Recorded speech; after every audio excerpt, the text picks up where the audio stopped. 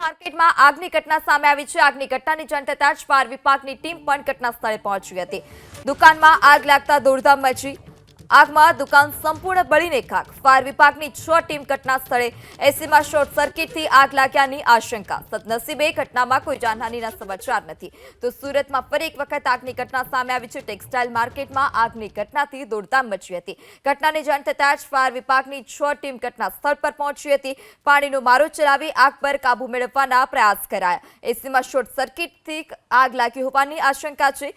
સમગ્ર ઘટનામાં કોઈ જાનહાનિના સમાચાર નહીં। તો દુકાનમાં રહેલ માલ સામાન બળીને ખાખ થયો છે। સંપૂર્ણ દુકાન પણ બળીને ખાખ થઈ। શોર્ટ સર્કિટ એસીમાં થયું હોવાથી આ આગ લાગી હોવાની આશંકા છે। આગની ઘટનાની જાણ થતાં જ ફાયરની ટીમ પણ ઘટના સ્થળ પર પહોંચી હતી। 6 ટીમ ઘટના સ્થળે। વધુ માહિતી સાથે સંવાદદાતા ધનરાજ ફોન લાઈનથી જોડાઈ ચૂક્યા છે। જી ધનરાજ, હાલ અત્યારે સ્થળ પર શું સ્થિતિ છે અને કયા કારણોસર આગ લાગી? જી બિલકુલ, શોર્ટ સર્કિટના કારણે આગ લાગી હોવાનું પ્રાથમિક અનુમાન અત્યારે માનવામાં આવી રહ્યું છે। ત્યારે આગ લાગતાની સાથે ફાયર વિભાગને જાણકારી આપવામાં આવી હતી।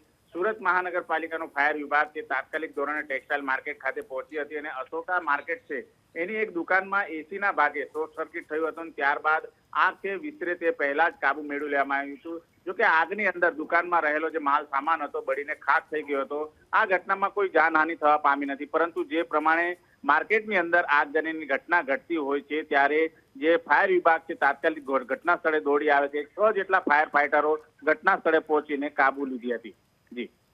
જી ધનરાજ, સમગ્ર માહિતી બદલ આભાર।